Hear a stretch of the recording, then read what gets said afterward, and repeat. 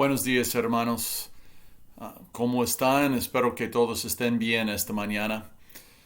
Ah, pues antes de leer el pasaje, pues simplemente quiero tomar en cuenta en mi oración, pues la situación que enfrenta esta nación. Pues parece que todos los días hay noticias y pues o el viernes o el sábado en la mañana, ya no me acuerdo qué día fue. Pero la noticia también de la muerte de la juez de la Suprema Corte, Ruth Bader Ginsburg, pues también es por encima de la situación con el coronavirus, pues también tenemos eso. Y eso va a hacer que estas campañas y estas elecciones sean más, ¿cómo se dice?, más competidas, más intensas todavía. Bueno, oremos. Padre Celestial, esta mañana pues queremos poner en tus manos a nuestra situación, lo que estamos viviendo, Padre. Rogamos mucho tu providencia, tu poder, Padre, tu soberanía. Que, Padre, que esta situación del coronavirus uh, sea quitada. Pero Padre, si no tienes a bien quitar esta plaga de nosotros, que tus propósitos, Padre, sean logrados y que haya en este pueblo, en esta nación, un debido arrepentimiento bajo este azote del coronavirus. Pon en nosotros y también en los que no te conocen, Padre, una conciencia de lo frágil que somos, lo débil que somos y nuestra necesidad de tu poder, tu gracia sobre nosotros en Cristo Jesús. Padre, también la situación política del país experimentó otra cosa, Padre, que también hace que estas elecciones sean muy intensas, Padre, muy dispuestas tal vez a ser abusadas, muy dispuestas a ser aprovechadas para personas o por personas que tienen propósitos malos. Y rogamos, Padre, que pongas la paz aquí y que nos concedas a autoridades fieles, personas entregadas a la justicia. Y pues también, Padre, rogamos tu bendición sobre esta iglesia, la IBL. Ayúdanos, Padre, a ser fieles. Guíanos especialmente en el ministerio que abriste últimamente en ese parqueadero de trailers. Ayúdanos, Padre, a llevar el Evangelio a mucha gente en esa zona. Y guíanos esta mañana en la predicación de tu palabra.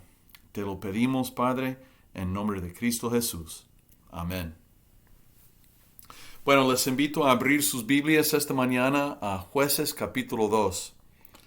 Ahora, el pasaje es largo, pero es palabra de Dios y en este caso especialmente creo que es para nuestro provecho que yo lea todo este pasaje largo.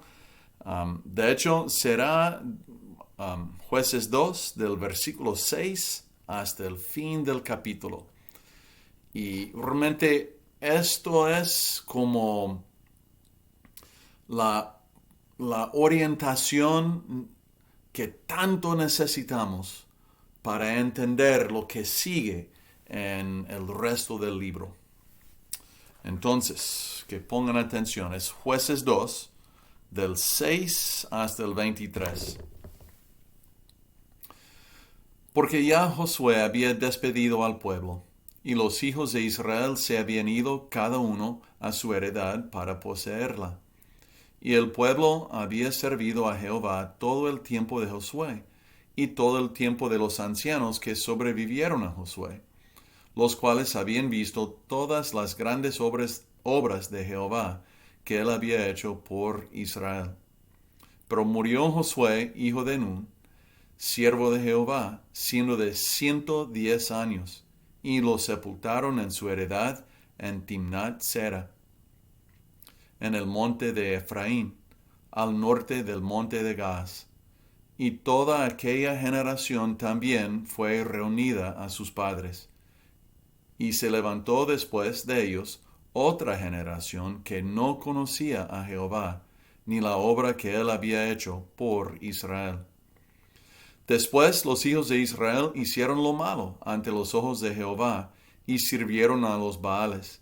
Dejaron a Jehová el Dios de sus padres, que los había sacado de la tierra de Egipto, y se fueron tras otros dioses, los dioses de los pueblos que estaban en sus alrededores, a los cuales adoraron y provocaron a ira a Jehová, y dejaron a Jehová, y adoraron a Baal y a Astarot. Y se encendió contra Israel el furor de Jehová, el cual los entregó en manos de robadores, que los despojaron y los vendió en mano de sus enemigos de alrededor. Y no pudieron ya hacer frente a sus enemigos.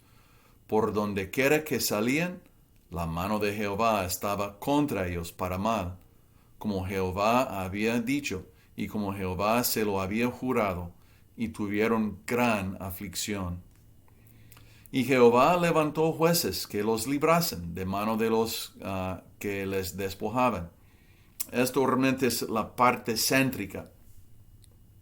Pero tampoco oyeron a sus jueces, sino que fueron tras dioses ajenos, a los cuales adoraron, se apartaron pronto del camino en que anduvieron sus padres, obedeciendo a los mandamientos de Jehová. Ellos no hicieron así. Y cuando Jehová les levantaba jueces, Jehová estaba con el juez, y los libraba de mano de los enemigos todo el tiempo de aquel juez, porque Jehová era movido a misericordia por sus gemidos a causa de los que los oprimían y afligían. Mas acontecía que al morir el juez, ellos volvían atrás y se corrompían más que sus padres, siguiendo a dioses ajenos para servirles e inclinándose delante de ellos, y no se apartaban de sus obras, ni de su obstinado camino. Y la ira de Jehová se encendió contra Israel y dijo: por cuanto este pueblo traspase mi pacto que ordené a sus padres, y no obedece a mi voz, tampoco yo volveré más a arrojar de delante de ellos a ninguna de las naciones que dejó Josué cuando murió, para probar con ellas a Israel, si procurarían o no seguir el camino de Jehová, andando en él, como lo siguieron sus padres. Por esto dejó Jehová a aquellas naciones sin arrojarlas de una vez, y no las entregó en mano de Josué. Bueno, el domingo pasado pues concluimos que la madurez espiritual no se sigue automáticamente como una consecuencia de la conversión a Cristo.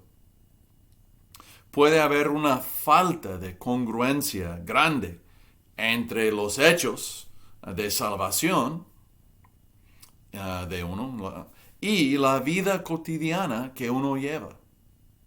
Eso es lo que vimos. Por eso vimos en el pasaje el domingo pasado cómo Dios usaba a las naciones como azotes para su pueblo.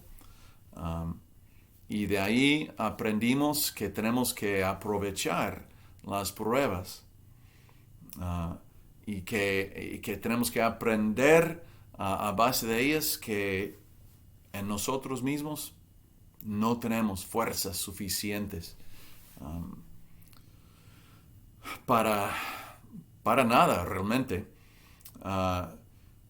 Pero siendo azotes, estas pruebas que Dios nos manda son diseñadas para darnos una oportunidad personal de experimentar esa gracia que tanto necesitamos.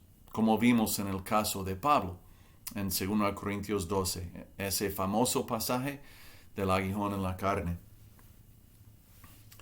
Son oportunidades de experimentar de forma personal el poder de Dios en nuestras vidas. Entonces, las pruebas son como azotes, nos dan oportunidad de experimentar su poder y también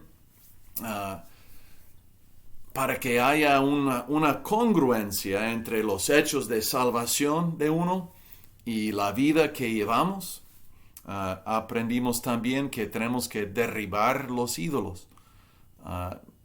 No tan solo es la idolatría algo de los tiempos del Antiguo Testamento.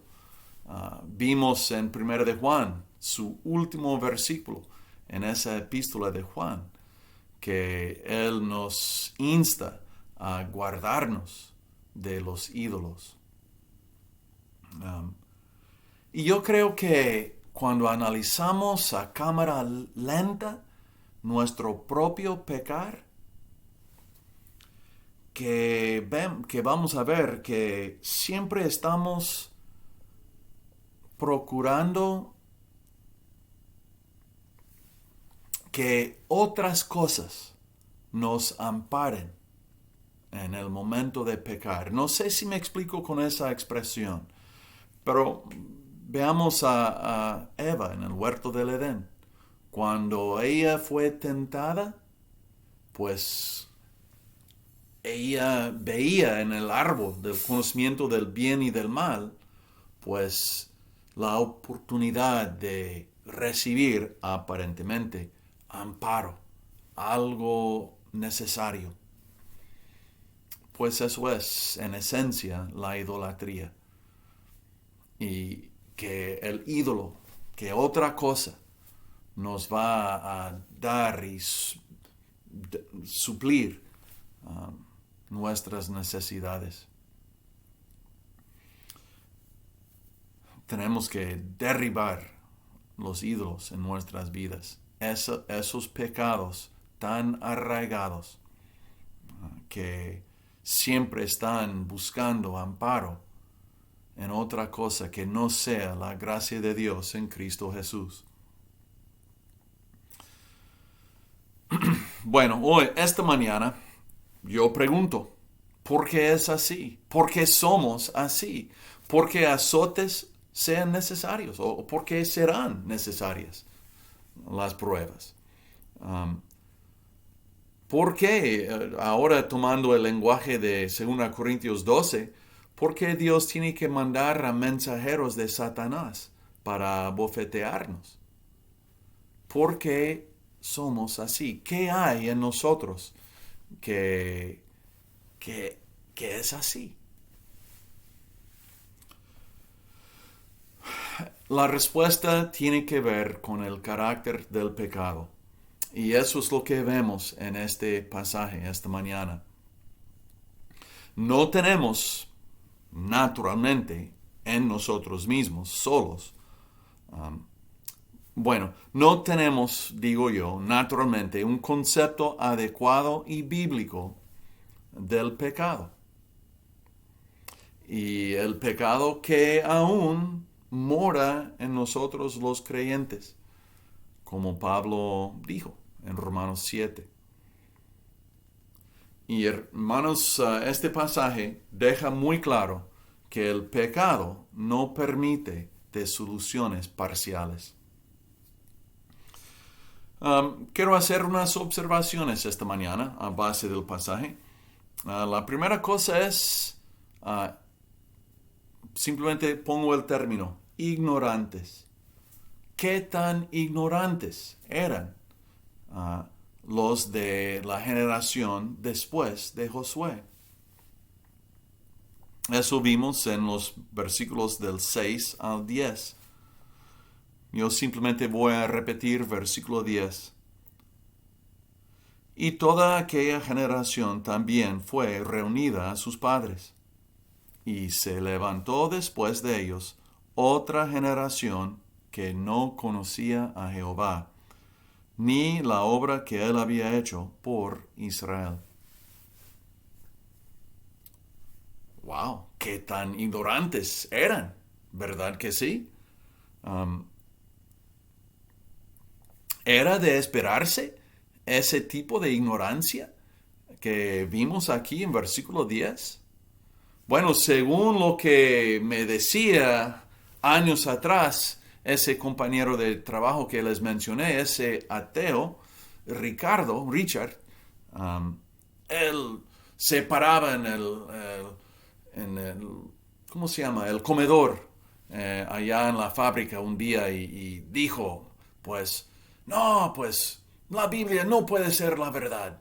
Si yo había visto a esos supuestos hechos como el abrir el mar rojo, como pasar por el mar en tierra seca, y si yo hubiera visto la destrucción de todo el ejército del faraón, no hombre, no tan solo yo, sino todos después de mí seríamos a una creyentes.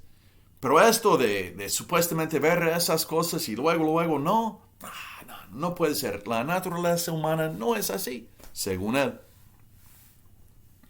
Pero creo que mi compañero de trabajo se equivocó grandemente.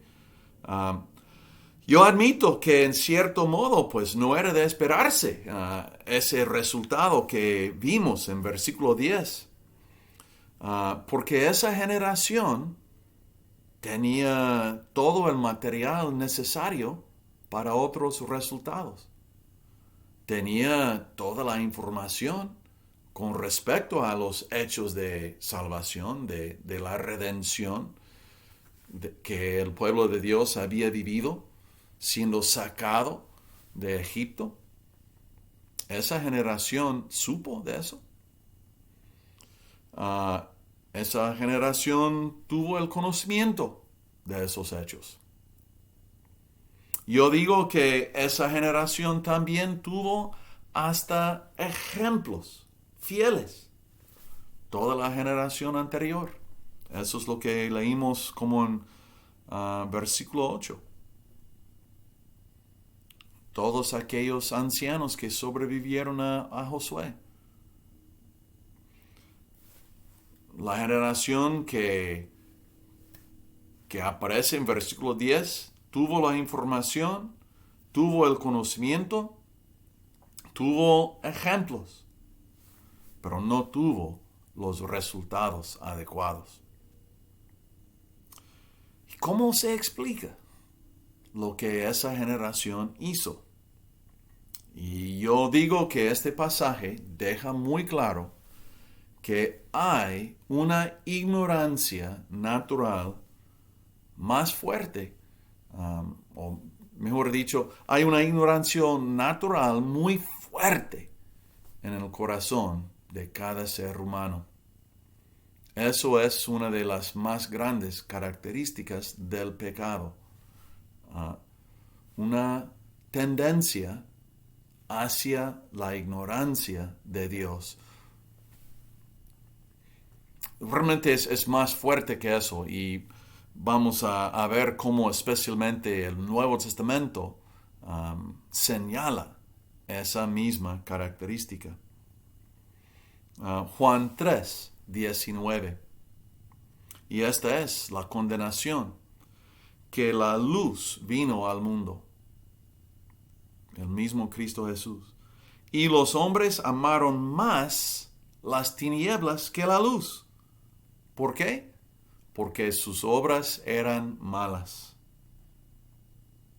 Así es. El pecado es así en el corazón de uno. Hay una tendencia natural de apagar la luz, una tendencia natural hacia la ignorancia de Dios, una tendencia natural de excluir el conocimiento de Dios. También eso vemos en Efesios 4, 17. Pablo dice así, que no andéis como los otros gentiles, que andan en la vanidad de su mente, teniendo el entendimiento entenebrecido. ajenos de la vida de Dios por la ignorancia que en ellos hay. Pablo lo dice lisa y llanamente con respecto a los incrédulos.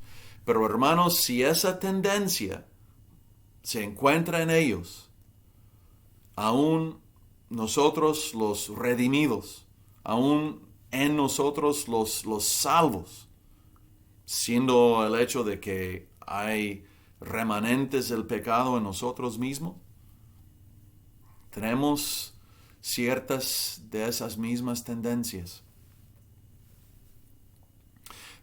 Pero quiero destacar aquí que esa tendencia natural es suficiente por sí solo de opacar el conocimiento de Dios que puede ser por sí mismo adecuado, como lo tenían esa generación. Como por ejemplo también tenían aquellos en tiempos de Juan, cuando él escribió su evangelio, en ese versículo 3, 19 que acabo de leer.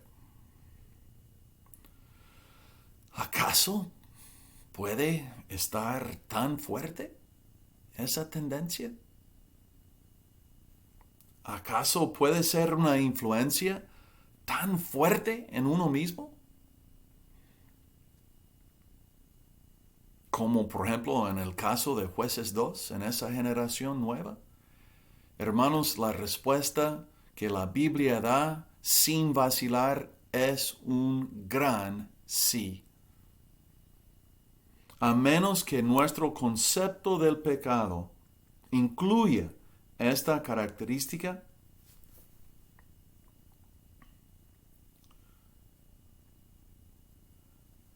realmente, y aquí estoy luchando un poco con el vocabulario en español, pero a menos que nuestro concepto del pecado incluya esta característica de la tendencia natural de opacar el conocimiento de Dios, no aprovecharlo,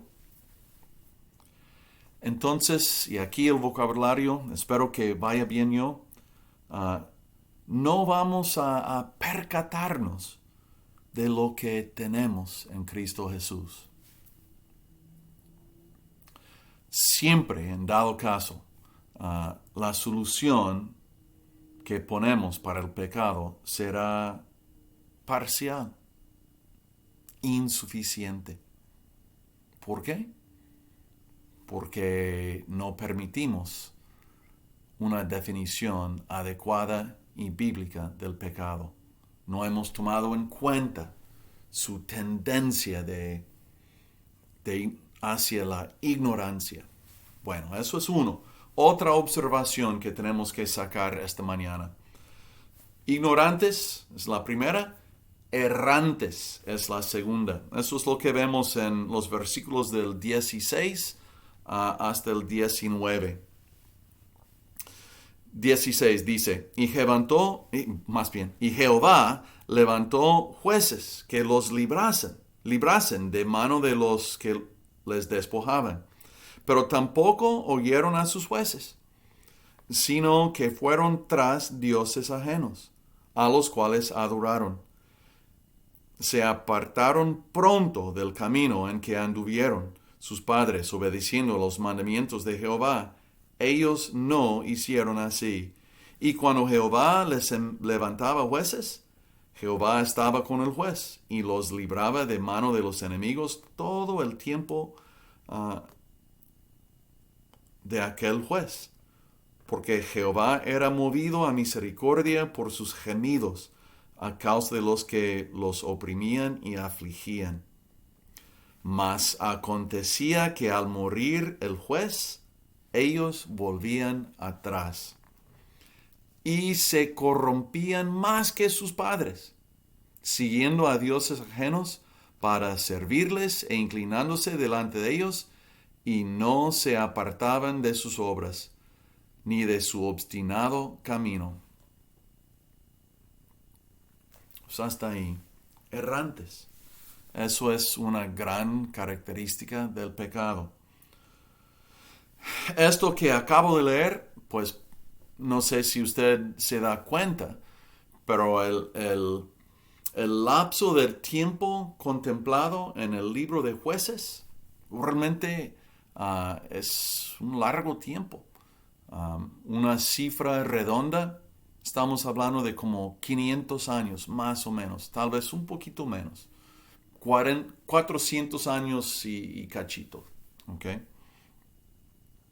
Más de 400 años de jueces levantados, liberación para el pueblo de Dios, pero retirado el juez, muerto el juez, ¿y qué pasa? Otra caída, y en aflicción, opresión y sufrimiento. Y luego Dios levantaba, y luego caía el pueblo. Así es durante largo tiempo.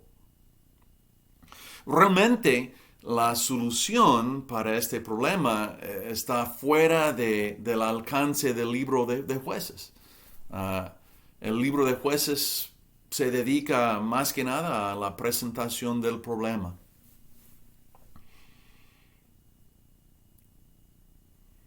Pero en serio, me llama la atención que una y otra vez, esto se repite, se repite. Pero el pueblo de Dios nunca aprendió realmente, nunca pudo aprovechar lo que es tan obvio. ¿Cómo se explica esa repetición que vemos en todo el libro de Jueces? De hecho, es más allá del libro de Jueces, es hasta todo el Antiguo Testamento. Fíjense lo que dice el profeta Isaías en su primer capítulo. Desde la cabeza hasta la planta del pie, todo es hinchazón, lesión no suavizada o no sanada. Es decir, que Israel es un hijo que Dios tuvo que disciplinar, pero pobre nación nunca pudo aprender hasta que realmente era necesario que la nación fuese llevado en cautiverio, expulsado de la tierra prometida. Bueno, ¿qué tenemos que ver en todo este ciclo de los jueces que duró casi 500 años? En suma, que hay una tendencia natural en el corazón de cada ser humano de alejarnos cada vez más de Dios.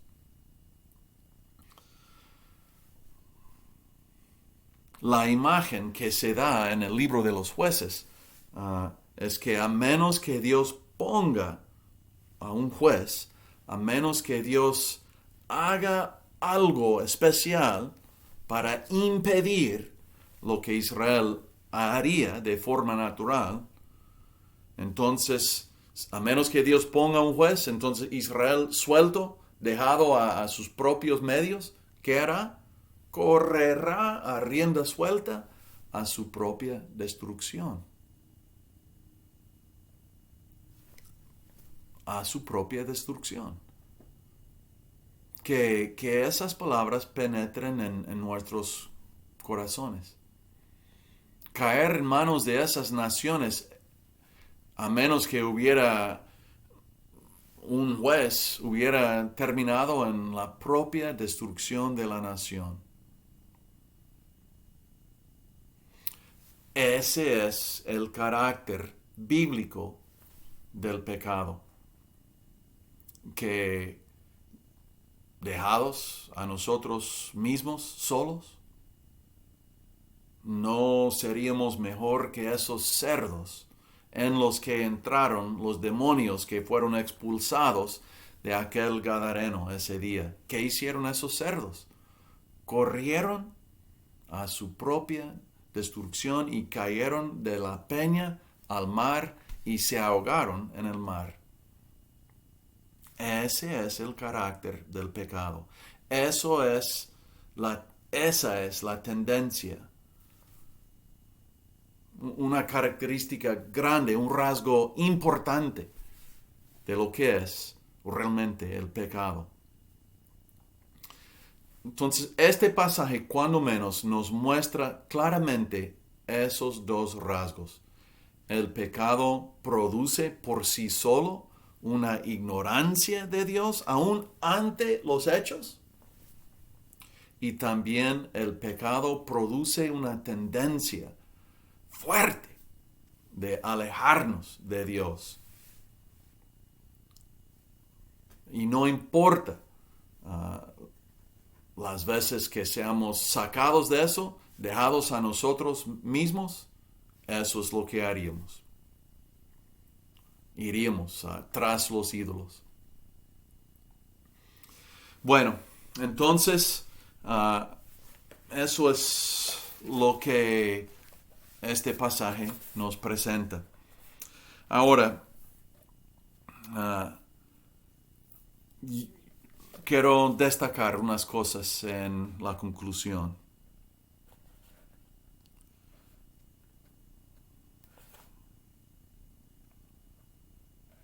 Bueno, hermanos, estoy leyendo mis apuntes.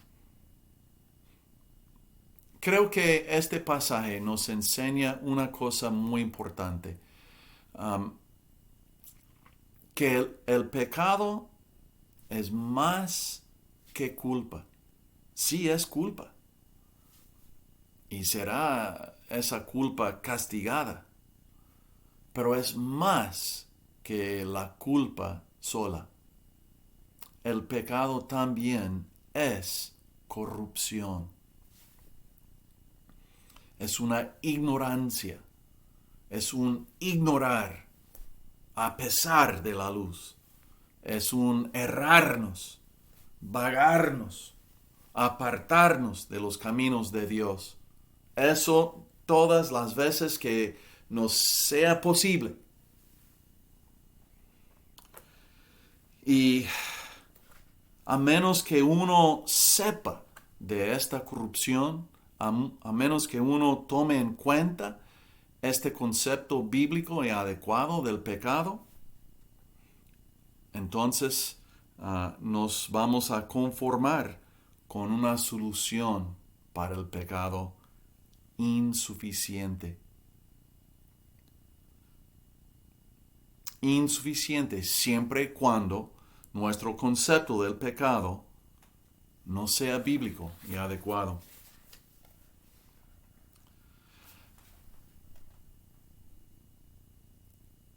Pero con este concepto bíblico y adecuado, entonces el resultado necesario también puede darse, puede presentarse. Es esa entrega a Cristo que tiene que ser de corazón, sin reserva alguna. Todo el entendimiento, todo el corazón, toda la persona. También necesito simplemente decir una cosa más. Sin un concepto bíblico y adecuado del pecado, su fuerza para la ignorancia, su fuerza para desviar a uno, nunca podemos percatarnos de lo que es la gracia de Dios en Cristo Jesús. Siempre vamos a conformarnos con algo menos.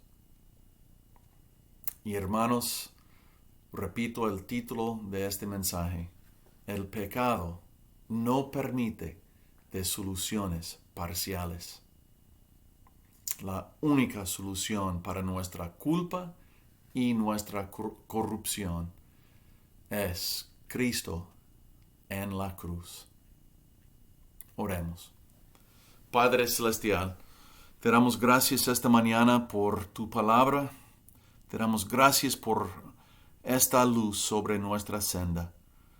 Padre, te suplico mucho que por tu palabra, por tu Espíritu Santo, que nos hagas ver cada vez más lo que es nuestro propio pecado, lo que el pecado mismo en nosotros mismos quiere hacer y a dónde nos quiere llevar.